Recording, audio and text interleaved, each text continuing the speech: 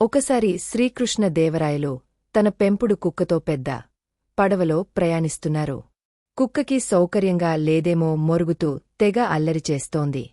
విసుక్కున్నారు రాయలవారు. కుక్కని అదుపులో పెట్టడం ఎవరివల్లా కాలేదు. తెనాలి రామకృష్ణుడు వచ్చి, మహారాజా, తమరు అనుమతిస్తే కుక్కని నేను అదుపు చేస్తాను అన్నాడు.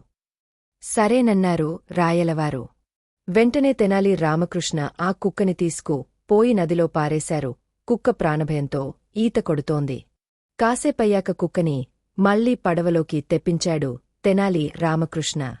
అంతే, కుక్క ఒక మూలకి పోయి మొరగకుండా, అల్లరి చేయకుండా ముడుచుకుని పడుకుంది.